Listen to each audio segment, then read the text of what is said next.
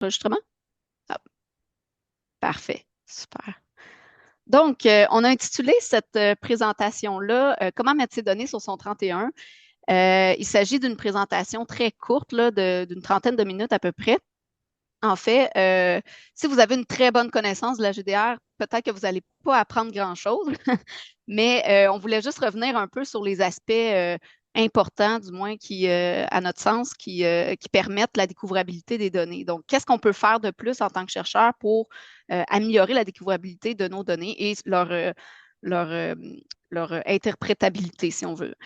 Donc, on a commencé ça en faisant une espèce de métaphore. On se rappelle qu'on est dans la semaine des données à cœur, en faisant une métaphore avec une histoire d'amour.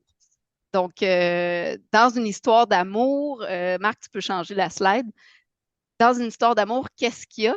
En fait, tout d'abord, il y a une première rencontre, hein. On va rencontrer la personne.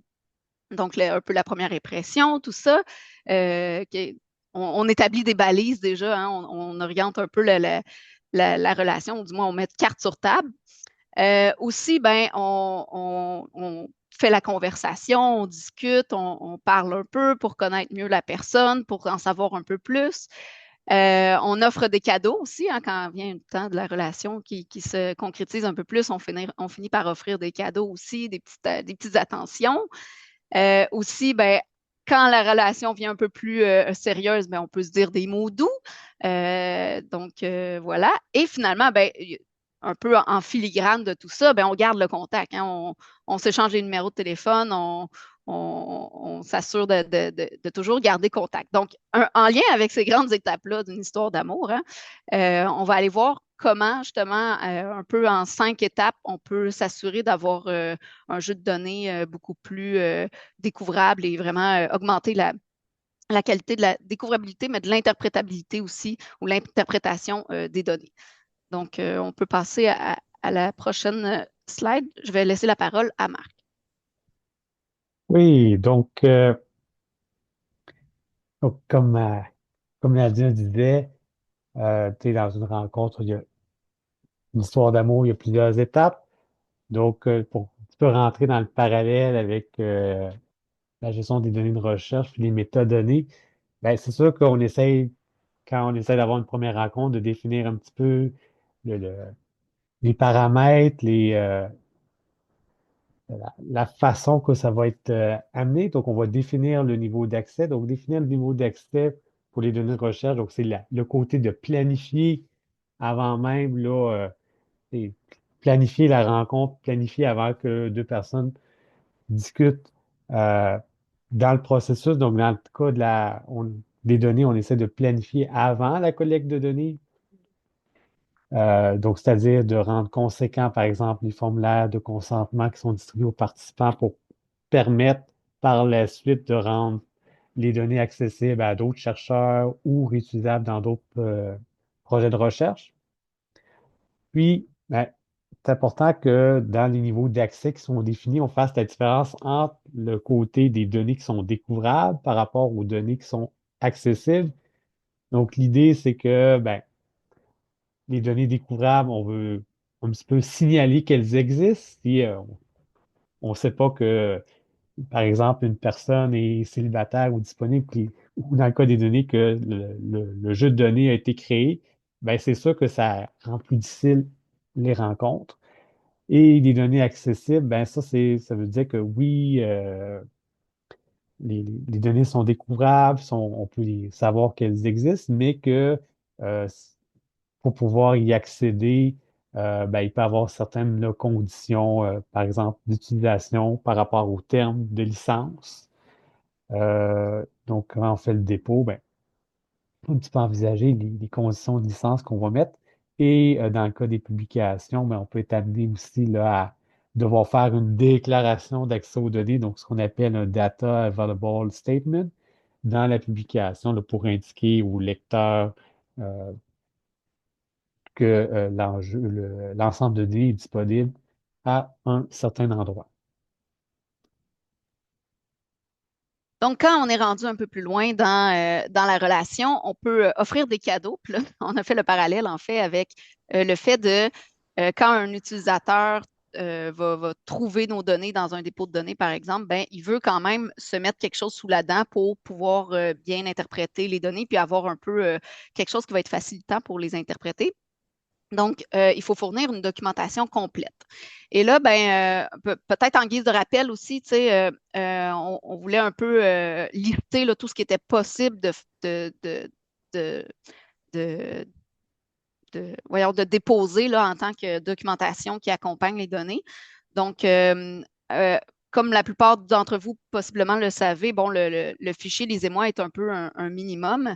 En tant que si je peux faire un peu le parallèle avec des cas concrets, là, si on a un jeu de données qui est par rapport à un projet de relativement petite envergure, ben, le fichier Les émois ou le fichier README peut inclure aussi d'autres documentations dedans. Donc, par exemple, le dictionnaire de données, au lieu d'en faire un fichier à part, on peut l'intégrer directement au fichier Les émois aussi. Là. Donc, le fichier Les émois est assez, si on veut, flexible là, ça reste un outil là, pour interpréter les données puis les mettre en contexte. Donc, c'est quelque chose d'assez flexible et dans des petits projets, ça peut être intéressant de mettre un peu plus de choses dans le lisez-moi au lieu de faire des fichiers à part. Cela dit, on peut mettre aussi comme documentation qui accompagne les données, on peut mettre des ou un dictionnaire de données. Donc, un dictionnaire de données. Ben, en fait, je vais juste terminer pour le fichier lisez-moi. Je vais juste mettre dans le chat notre version francophone à l'UQTR. On a ben, des collègues à moi, on fait une traduction d'un fichier Les émois. Donc, vous êtes libre de copier-coller ce texte-là pour le mettre dans un bloc-notes, par exemple, puis l'enregistrer en format TXT pour en faire un fichier Les émois. Donc, et si vous voulez le réutiliser même dans vos universités, il n'y a pas de problème. Là. Donc, c'est une version francophone du fichier Les émois. Donc, le dictionnaire de données, bon, juste à titre de rappel, le dictionnaire de données, c'est quoi? Ben, c'est en fait quand, par exemple, pour chacune des variables dans un tableur, on indique un code pour identifier une variable, ben, en fait, le dictionnaire vient simplement définir ce code-là. Ça peut être aussi de définir des concepts qu'on aurait un peu plus en études, en recherche qualitative, là, par exemple. Ça pourrait être de définir des concepts, donc dans quel, c'est vraiment de les définir de façon plus détaillée. Bref, on va associer là, une description à chacune des variables qu'on a mentionnées ou chacun des codes qu'on a utilisés. Tout ça dans le but d'interpréter un peu mieux les données quand on les réutilise. Et on peut aussi, moi, ce que je trouve qui est très intéressant dans un jeu de données, c'est de mettre, si évidemment on a utilisé, on a fait des sondages, des questionnaires, donc c'est de mettre le questionnaire vierge. En fait, c'est la façon dont les données vont être réutilisées, mais parfois on se dit, ah, ça ne sera pas nécessairement réutiliser mes données, mais peut-être que c'est le questionnaire qui va être réutilisé, ou du moins, peut-être qu'un chercheur va s'inspirer de vos questions que vous avez élaborées dans votre questionnaire. Donc, ou simplement pour vérifier un peu la validité ou le fait que le questionnaire ne soit pas biaisé ou quoi que ce soit dans l'évaluation de la recherche. Là. Donc, ça peut être vraiment intéressant de mettre le questionnaire vierge. Le protocole, évidemment, ou la méthodologie utilisée pour la saisie de données, là, quand c'est quand même quelque chose d'un peu plus complexe, ou un guide d'utilisation des données. Encore là, ça dépend toujours du jeu de données. Il peut y avoir le formulaire de consentement vierge aussi pour un peu justement un peu avoir arrimé les ficelles, les bretelles avec les pantalons, dans le sens qu'on veut vraiment être transparent là-dedans, puis montrer qu'on a fait le tout avec rigueur, puis que c'est vraiment, on a respecté là, le consentement qui a été signé. Surtout aussi si on a des données, par exemple, qui seraient en accès restreint. Là, c'est sûr que la plupart dans pas mal tous les dépôts là, canadiens, on ne peut pas mettre de renseignements identificatoires, mais si on a quand même certaines catégories de données qu'on veut mettre de façon plus restreinte, ben, on peut aussi mettre le formulaire de consentement vierge dans les données accessibles, simplement pour justifier la raison pour laquelle on voudrait restreindre des fichiers. Le code informatique aussi ou la liste des logiciels employés si c'est une étude là, qui a eu besoin de différents logiciels ou d'un code particulier pour aller chercher des données. Donc, toutes ces informations-là ne sont pas présentes dans les données en tant que telles, mais ça fait partie de la documentation qui va permettre une meilleure interprétabilité des données. Donc, on a parlé un petit peu des cadeaux, de la documentation qui accompagne les ensembles de données, mais il y a quand même des métadonnées de base dans ces dépôts de données. Donc, les métadonnées, ce sont en fin de compte des champs, des informations là, sur l'ensemble de données. Donc, qu'est-ce qu'on peut retrouver? Et c'est un peu comme au- à un premier rendez-vous et on essaie de définir c'est où, c'est quand, c'est qui, comment. Donc, on essaie de mettre du contexte à la création de l'ensemble de données. Ça permet, un, de mieux comprendre de quoi il s'agit, puis ça permet aussi de faciliter la réutilisation. Donc, enrichir les métadonnées, qu'est-ce que ça veut dire? Ben, ça veut dire de discuter, de mentionner la nature des données. Est-ce qu'on parle de données textuelles, de données audio-vidéo, de données géospatiales? Donc, ensuite, on a des éléments qui sont en lien avec la collecte. Par exemple, la date de collecte, s'il y a eu euh, des échantillons qui ont été prélevés, des dates de saisie de données par rapport à des entrevues, des sondages. Donc, des fois, ça peut être très intéressant. Le lieu de collecte, s'il n'y a aucun enjeu, donc, par exemple, là, les lieux de collecte, des fois, peuvent être non divulgués ou moins précises là, pour, entre autres, là, protéger la biodiversité, pensons aux animaux et éviter là, le phénomène de braconnage. Donc, des fois, le lieu de collecte peut être mis, mais ça peut être intéressant là, pour pouvoir situer géographiquement où a lieu le tout, le type d'outils utilisés, donc quels ont été les instruments de collecte, euh, donc pour un peu démontrer euh, le type de données qu'il y a pu avoir et également aussi là, si on voudrait reproduire l'expérience par la suite, là, on aurait un petit peu là, la façon de procéder, le type de participant, donc par exemple dans des sondages ou dans des études longitudinales en santé, savoir un peu là, les groupes d'âge, sexe, genre, etc. Donc, la méthode peut être également décrite, donc la méthodologie qui a été employée dans l'étude. On peut également mettre des informations plus contextuelles, par exemple, dans quelle subvention s'inscrivait le projet de recherche dans lequel l'ensemble de données a été créé. Et enfin, les publications connexes, donc c'est-à-dire que l'ensemble de données fait partie bien souvent d'un projet de recherche dans lequel il y a eu d'autres publications scientifiques comme des articles ou des livres. Donc, pour faciliter un peu la découvrabilité de ces autres documents, ben, c'est des informations qui peuvent être ajoutées là, dans les métadonnées euh, de l'ensemble de données dans un dépôt. Donc, l'autre étape, si on veut, c'est vraiment de choisir son vocabulaire, c'est-à-dire que, bon, le parallèle avec dire des mots doux, là, c'est que, en fait, quand on va être rendu à l'étape de choisir des mots-clés pour décrire notre jeu de données, par exemple, quand on fait un dépôt de données, c'est vraiment, vraiment important de bien choisir ces mots, même quand on rédige le titre là, ou la description de notre jeu de données, parce que c'est un peu ce qui va en faire la découvrabilité. Donc, les gens vont chercher avec des termes, des mots-clés. Donc, il faut vraiment réfléchir à ça. Il ne faut pas prendre ça à la légère. Et quand on choisit simplement deux, trois mots-clés en vocabulaire libre pour décrire notre jeu de données, c'est peut-être pas suffisant parfois ou ça ne va pas être facile de constater ça ou de remarquer l'impact que ça a, mais ça en a. Donc, il vaut mieux un peu mettre toutes les chances de notre côté. Donc, pensez, par exemple, quand vous déposez un jeu de données, de mettre dans le vocabulaire libre les mots-clés synonymes aussi.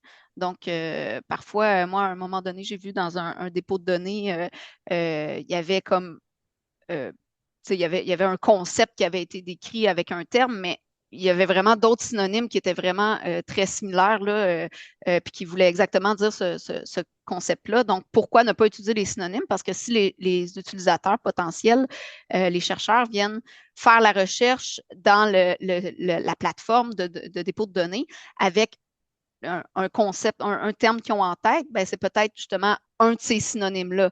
Donc, si c'était pas le terme que vous aviez mis, ben, il risque ça risque de passer à côté de votre jeu de données. Euh, donc, c'est ça, utiliser des synonymes. Il y a aussi la possibilité de mettre des synonymes en anglais et en français, dépendamment de la nature du jeu de données. Donc, est-ce que c'est un jeu de données où justement c'est pertinent de mettre peut-être les mots-clés en français aussi? Parfois, ça l'est, parfois, c'est inutile, mais pourquoi ne pas mettre les mots-clés en français? Moi, je trouve que ça permet un peu même de, de faire savoir aux autres chercheurs que vous pouvez communiquer en français aussi avec eux. Donc, ça peut être intéressant. Aussi, utiliser le vocabulaire contrôlé. Donc, plusieurs d'entre vous savez c'est quoi le vocabulaire contrôlé. Donc, on parle notamment là, de taxonomie, d'ontologie et de thésaurus. Donc, on peut utiliser ça si on pense, par exemple, aux dépôts comme Borealis ou dans plusieurs autres dépôts, il y en a aussi. On peut mettre le terme du vocabulaire contrôlé ainsi que son lien URL vers la fiche descriptive là, dans le thésaurus, par exemple. Donc, un vocabulaire contrôlé, c'est quoi? Ben, c'est en fait qu'il existe plusieurs termes pour décrire un seul concept et le vocabulaire contrôlé, c'est des organisations qui ont réfléchi à un terme unique là, pour désigner un concept. Donc, c'est justement, il faut le fait d'utiliser ce terme-là et de faire le lien avec le thésaurus, ben, va être, va permettre aux informations d'être interopérables aussi. Donc, toutes les personnes qui vont chercher le mot-clé risquent d'ailleurs d'utiliser le vocabulaire contrôlé pour ce faire. Donc, il existe par exemple en santé les MESH, qui sont les Medical Subject Headings, le RVM, qui est un peu plus général, là, qui est le répertoire des vedettes matières, donc qui est québécois. Il existe le USGS Thesaurus ou encore il y a des vocabulaires aussi qui sont imposés par les dépôts parfois. Donc, il en existe plusieurs, puis selon la discipline, mais on va choisir celui qui nous rejoint le plus. Si vous êtes chercheur puis vous vous demandez un peu justement vers où aller, ben, il y a toujours moyen de contacter son bibliothécaire pour savoir quel terme serait plus pertinent et dans quel thésaurus. Aussi, donc j'en ai parlé un peu, mais de faire ça bilingue, c'est toujours, si ça peut être pertinent, ça peut être intéressant. Voilà, je laisse la parole à Marc. Oui, donc la première rencontre a lieu, les- peut-être un cadeau, ben, pour que ça se poursuive, ben, ça l'aide d'avoir des coordonnées de contact. Donc, pour les ensembles de données, on essaie d'avoir des coordonnées de contact, donc c'est-à-dire d'avoir des identifiants uniques.